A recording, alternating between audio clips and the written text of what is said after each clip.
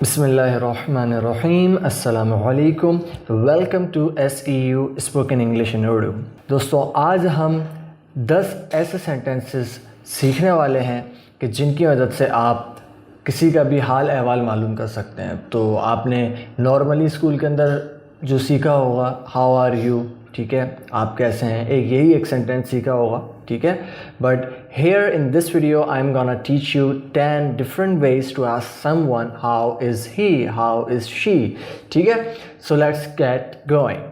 आप कैसे हैं, how are you, that's the first one जो नॉर्मली आपने पहले से सीखा हुआ है। how are you, आप कैसे हैं, बिल्कुल सिंपल है, nothing else, ठीक है। The second one is how's it going, how is it going, मतलब कैसा चल रहा है, कैसा चल रहा है सब कुछ, जैसे हम पूछ रहे हैं how is it going.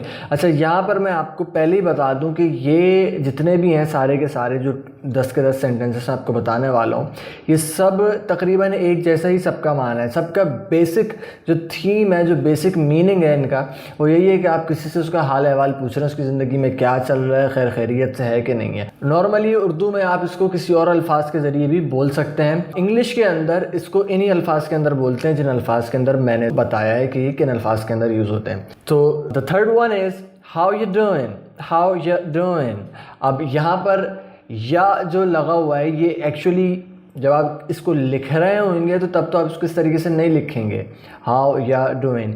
Basically fast speech के अंदर अमेरिकन्स क्या करते हैं, यू को या कर देते हैं, और जिस तरह डूइंग के आखिर में आप देख सकते हैं कि एन है, जी नहीं है। बेसिकली ये वर्ड क्या है, डूइंग, DOING। लेकिन जब फास्ट स्पीच में वो बात कर रहे होते हैं तो वो इस तरह से बहुत सारे वर्ड्स को, मैंने पहले भी अपनी वीडियो में बताया था, कॉन्ट्रैक्ट करते हैं। तो यू से हो गया या, और डूइंग से डूइंग।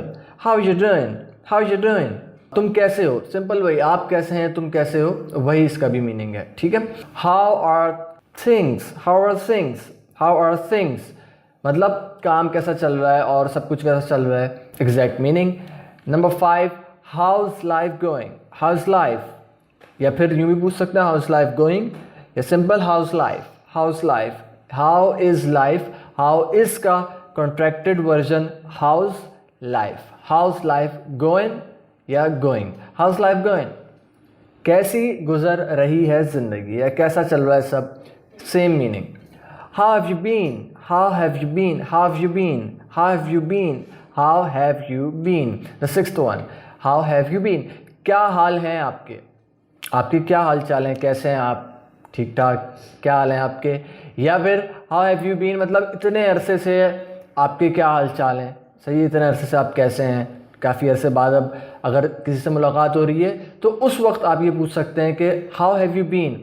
मतलब इतने अरसे से कैसे रहे, कहाँ रहे, कैसा चलता रहा सब कुछ, हाउ हैव यू बीन, ठीक है। In these days, how have you been in these days, इस तरह से करके। Number 7, how is your family, how is your family, आपके बाल बच्चे कैसे हैं, आपके घर वाले कैसे हैं, घर में सब कैसे हैं आपके। How is your family, what's up, simple what's up, what's up क्या हो रहा है, क्या चल रहा है, क्या कर रहे हो, ठीक है, व्हाट्सअप क्या हो रहा है।